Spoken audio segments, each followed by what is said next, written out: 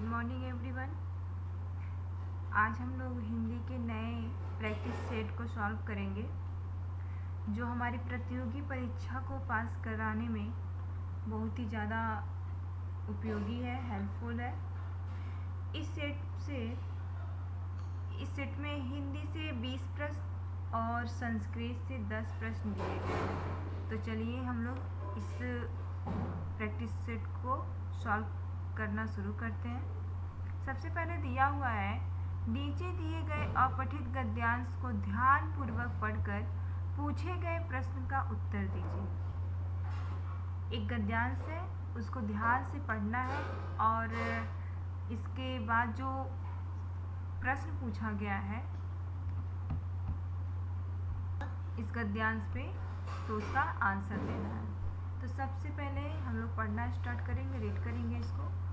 सुभाष चंद्र बोस नेताजी के नाम से प्रसिद्ध हैं। उन्होंने बर्मा, म्यांमार, जापान आदि देशों में रहने वाले भारतीयों को एकत्र कर आज़ाद हिंद फौज की स्थापना की। आज़ादी का बिगुल फूंका। उन्होंने विभिन्न अवसरों पर अपने ओजस्वी भाषणों के द्वारा लोगों को प्रेरणा प्रदान की और संघर्ष का आह्वान किया। ठीक है, तो इसमें पहला प्रश्न बनता है, सुभाष चंद्र बोस किस नाम से प्रसिद्ध है? सुभाष चंद्र बोस किस नाम से प्रसिद्ध है? तो यहाँ देखिए गद्यांश में दिया है, सुभाष चंद्र बोस नेताजी के नाम से प्रसिद्ध है। इसके ऑप्शन है बापू, महात्मा, सरदार या नेताजी।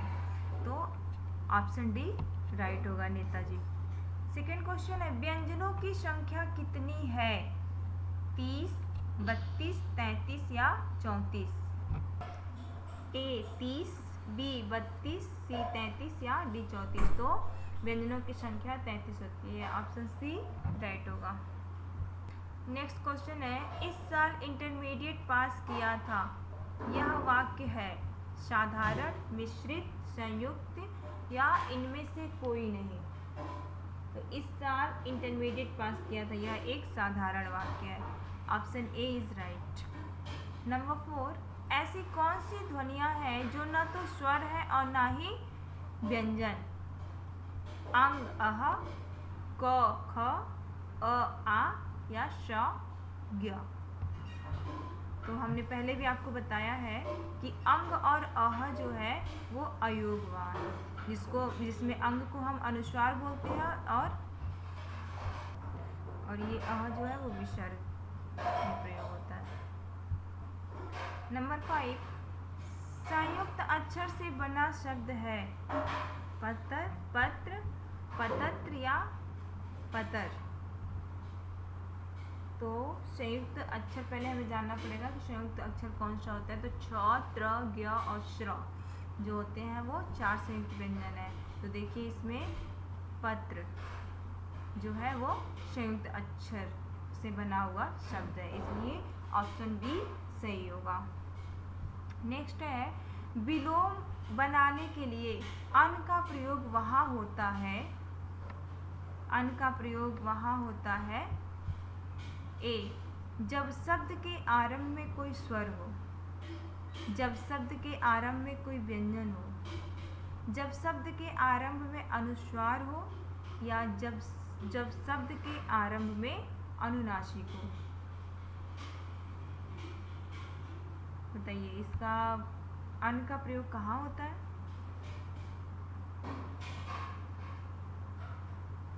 तो इसका राइट आंसर ये होगा ए, जब शब्द के आरंभ में कोई स्वर हो तब वहाँ विलोम बनाने के लिए अन का प्रयोग किया जाता है।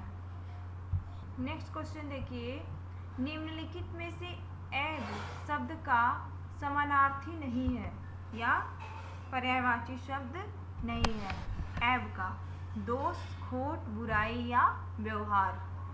तो ऐब का अर्थ होता है बुराई, या किसी में कहते लोग ना कि किसी में ऐब देखना या दोष देखना, बुराई या खोट। तो ये सारे समानार्थी शब्द है, पर्यायवाची शब्द है। लेकिन जो डी ऑप्शन है व्यवहार, ये ऐब शब्द का समानार्थी शब्द नहीं है, इसलिए ऑप्शन डी सही होगा, व्यवहार। नेक्स्ट है नंबर 8, निम्नलिखित में से चंद्रमा का समानार्थी शब्द क्या है? आदित्य, प्रकाश, इंदु या तरंग? तो इसका राइट आंसर सी होगा, इंदु। चंद्रमा का समानार्थी शब्द इंदु है। नेक्स्ट क्वेश्चन देखिए, निज भाषा उन्नति है सब उन्नति को मूल, बिन निज भाषा ज्ञान के मिटे न हित को सूल। उपर्युक्त पंक्तियों में आए हुए मूल और सूल शब्द है क्या है? ए समास, बी अलंकार, सी विलोम या डी तुकांत? तो ये न तो समास है, ना अलंकार है और ना ही विलोम शब्द है, ये है तुकांत शब्द। ठीक है, तो डी ऑप्शन राइट होगा। नेक्स्ट क्वेश्चन देखिए, श्यामू पतंग के लिए बहुत उत्कंठित था, वाक्य में श्यामू और पतंग क्या है? ए संज्ञा, बी सर्वनाम, सी क्रिया या डी विशेषण? श्यामू और पतंग क्या है? तो इसका आंसर आपको सीधे दिख रहा होगा, ए संज्ञा है, क्योंकि श्यामू जो है वो किसी व्यक्ति का नाम है और जो पतंग है वो किसी वस्तु का नाम है। किसी व्यक्ति, वस्तु या प्राणी, भाव, अवस्था के नाम को क्या कहते हैं? संज्ञा कहते हैं। तो इसलिए ये संज्ञा होगा। बढ़िया नौकरी से छुड़ा कर लाया हूँ, बढ़िया नौकरी से छुड़ा कर लाया हूँ, वाक्य में विशेषण बताइए। ए छुड़ाकर, बी बढ़िया, सी नौकरी या डी लाया? इसमें विशेषण शब्द क्या होगा? तो इसमें विशेषण शब्द बढ़िया होगा, जो कि नौकरी संज्ञा है, नौकरी की विशेषता बता रहा है। ठीक है, तो बी ऑप्शन सही होगा। नंबर 12 है, पक्षी का बहुवचन है, पक्षियों, पक्षी, पक्षिये या पक्षिये? क्या होगा? ए पक्षियों सही होगा। नंबर 13 है, निम्नलिखित में से पुल्लिंग शब्द है, चार, चित्र, चित्त या चिंता? बताइए इसका राइट आंसर क्या होगा? तो इसमें राइट आंसर होगा चित्र, जो कि पुल्लिंग शब्द है, बाकी जो है स्त्रीलिंग शब्द है। ठीक है, तो option B is right answer. 14 है, अवर्णनीय में कौन सा प्रत्यय लगा है? ए नीय, बी ईय, सी ईय या डी य? अवर्णनीय, तो अवर्णनीय में ईय प्रत्यय का प्रयोग हुआ है, जिसमें बड़ी ई की मात्रा है, बड़ी ई है, सी सही है। ये छोटी ई वाला ई नहीं, बल्कि बड़ी ई वाला ई सही होगा। नंबर 15, परिश्रम में कौन सा उपसर्ग प्रयुक्त हुआ है? प, परि, पर या श्रम? परिश्रम में उपसर्ग शब्द, तो उपसर्ग हमेशा शब्द के आगे लगता है, शब्द या शब्दांश के आगे लगता है, तो इसलिए परिश्रम में जो परि है वो उपसर्ग है, बाकी सारा जो विकल्प दिया गया है वो गलत है, तो इसमें ऑप्शन बी इज राइट। 16, कपड़ा का तत्सम शब्द क्या है? कर्तन, कपाट, करपट या करपट? तो इसका राइट आंसर होगा डी करपट। कपड़ा का तत्सम शब्द होगा करपट। बाकी का हम लोग जान लेते हैं। कर्तन का होता है, कर्तन काटना का होता है तत्सम शब्द। कपाट जो है वो किवाड़ का तत्सम शब्द है। ठीक है, बिजली गिरना शब्द से तात्पर्य है बेसुध होना, सन्न रह जाना, उठ जाना या भाग जाना। तो बिजली गिरना मुहावरे का अर्थ है सन्न रह जाना, सन्न रह जाना। बी सही होगा, ऑप्शन बी सही होगा। नंबर 18 है आत्मानंद का संधि विच्छेद कीजिए। आत्म धन आनंद, आत्मा धन अनंत, आत्मा धन नंद या आत्मा धन आनंद। तो इसमें राइट आंसर होगा आत्मा धन आनंद। यह दीर्घ स्वर संधि के अंतर्गत आता है, ठीक है, इसलिए ऑप्शन डी जो है वो सही होगा। 19 नंबर है दुर्गेश में कौन सी संधि है? ए दीर्घ स्वर संधि, अयादि स्वर संधि, गुण स्वर संधि या यड़ स्वर संधि। दुर्गेश में कौन सी संधि है? ये तो वही बता सकता है जिसने संधि को अच्छे से पढ़ा हो। तो हम बता दें आपको, दुर्गेश में गुण स्वर संधि है, ठीक है, गुण स्वर संधि, गुण संधि है। इसका जब हम विच्छेद करेंगे, संधि विच्छेद करेंगे तो हो जाएगा दुर्ग धन इस से दुर्गेश। ओके, तो ऑप्शन सी सही होगा। नंबर 20 चतुरानन में समास है बहुब्रीहि, अव्ययी भाव, द्विगु समास या द्वंद्व समास। चतुरानन में, तो चतुरानन में बहुब्रीहि समास होगा। 4 है आनंद जिसके अर्थात ब्रह्मा, तो ये बहुब्रीहि समास के अंतर्गत आता है, ठीक है। नेक्स्ट देखते हैं क्वेश्चन नंबर 21, मातरौ किस विभक्ति और वचन का रूप है? ये संस्कृत के प्रश्न है। मातरौ किस विभक्ति का किस विभक्ति और वचन का रूप है? तो इसमें आपको बताना है सही आंसर क्या होगा। ए प्रथमा विभक्ति द्विवचन, बी द्वितीय विभक्ति द्विवचन, या सी ए तथा बी दोनों, या डी इनमें से कोई नहीं।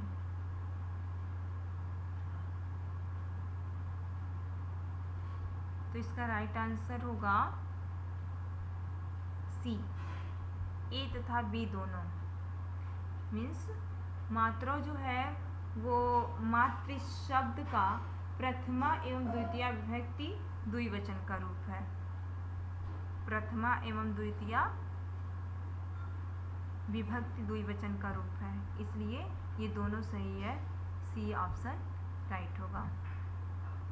नेक्स्ट क्वेश्चन देखिए 22, दौड़ता है के लिए संस्कृत में क्रिया होगी। ए धावत, बी धारयत, सी दंशत या डी नमत।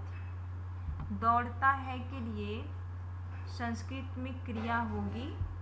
इसका संस्कृत शब्द, दौड़ना का संस्कृत शब्द क्या होगा? दौड़ना एक क्रिया है, तो इसमें संस्कृत रूप क्या होगा इसका? धावत।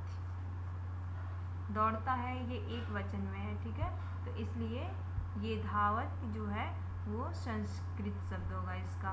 दौड़ता है के लिए संस्कृत में क्रिया होगी धावत, इसलिए ए ऑप्शन राइट होगा। नेक्स्ट है पितृ शब्द का सप्तमी द्विवचन का रूप होगा। पितृ शब्द का सप्तमी द्विवचन का रूप होगा।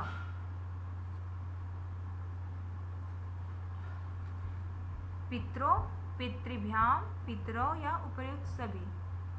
तो इसमें जो है पितरो शब्द जो है, पितरो ऑप्शन ए, वो पितृ शब्द का षष्ठी और सप्तमी विभक्ति द्विवचन का रूप है, ठीक है, षष्ठी और सप्तमी विभक्ति द्विवचन का रूप है, इसलिए ये पितृ शब्द का सप्तमी द्विवचन के रूप में पितरो शब्द सही होगा।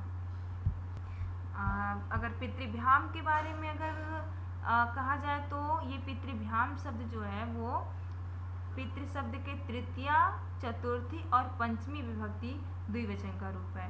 और जो पितरो है, पितरो वो प्रथमा और द्वितीय विभक्ति द्विवचन का रूप है, इसलिए इस प्रश्न का आंसर पितरो सही होगा।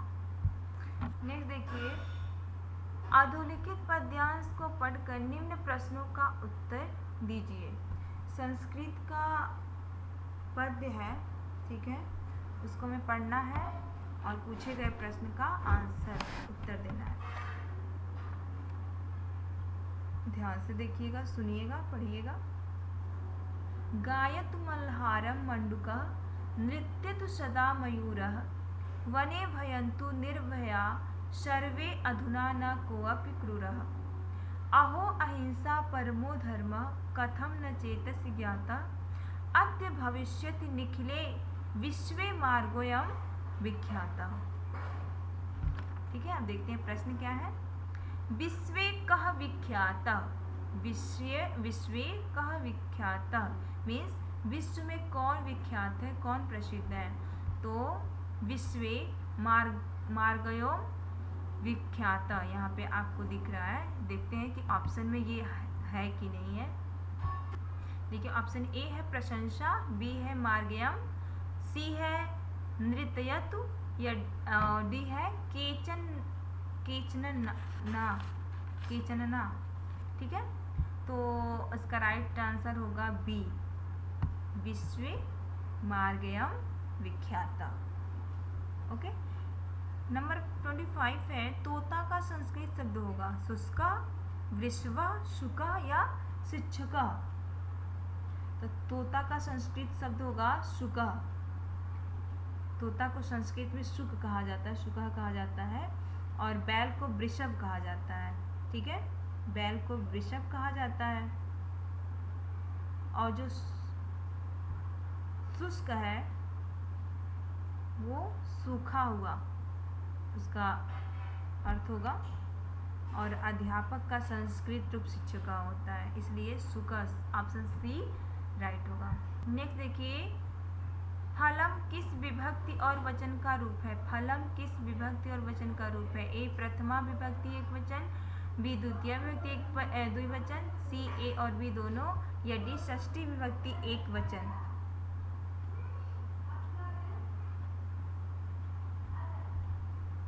तो आप सबको पता है कि संस्कृत में 3 वचन होते हैं। हिंदी में तो 2 वचन होते हैं, एक वचन और बहुवचन, लेकिन संस्कृत में 3 वचन होते हैं, एक वचन, द्विवचन और बहुवचन। ठीक है, तो ये जो फलम है ये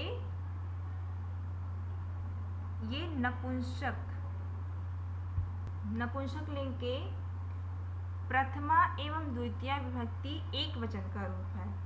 ठीक है, इसका प्रथमा और द्वितीय विभक्ति द्विवचन का रूप फले होता है और फल का षष्ठी विभक्ति एक वचन का रूप फलस्य होगा। इसलिए ये दोनों सही है, ए और बी दोनों सही है। तो ऑप्शन सी जो है वो राइट होगा। नेक्स्ट क्वेश्चन है 27, पत्राणि पतंति में करता है। ए पत्राणि, बी पतंति, सी दोनों, या डी इनमें से कोई नहीं। तो इसका राइट आंसर होगा पत्राणि। पत्राणि कर्ता पद है। ठीक है, जो प्रथमा बहुवचन का रूप है। यहाँ पर जो पतंति है वह भी प्रथमा बहुवचन की क्रिया है। पतंति जो है वो प्रथमा बहुवचन, क्योंकि कहा जाता है कि जो जिस रूप में कर्ता रहेगा उसी रूप में क्रिया भी रहेगी। ठीक है,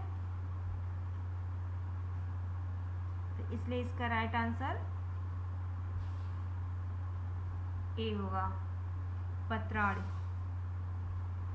नेक्स्ट है संधि के कारण होता है लोप, कोई नया वर्ड या नया वर्ड, दो में से एक का द्वित्व, या डी उपर्युक्त सभी।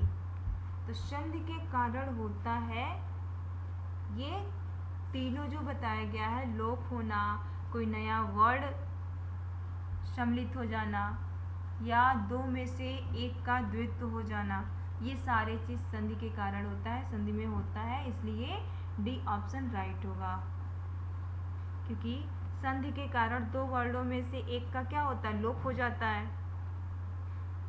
और एक नए वर्ड का आगम होता है। जैसे अ और अ को मिलाकर के क्या हो जाता है, आ बन जाता है इसमें। और संधि होने पर किसी एक वर्ग का द्वित्व भी होता है।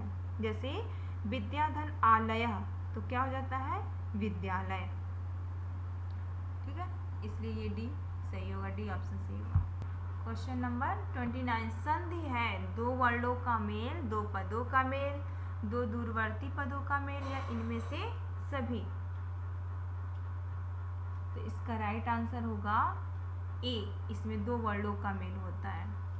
अगर यहाँ पे होता संधि है सॉरी समास है तो समास में दो पदों का मेल, बी ऑप्शन सही होगा। लेकिन संधि के बारे में पूछ रहा है इसलिए ऑप्शन ए राइट होगा, दो वर्डों का मेल। नेक्स्ट है लास्ट क्वेश्चन, क्वेश्चन नंबर 30। वर्णमाला में वर्डों की संख्या है ए 11, बी 13, सी 42 या डी 33।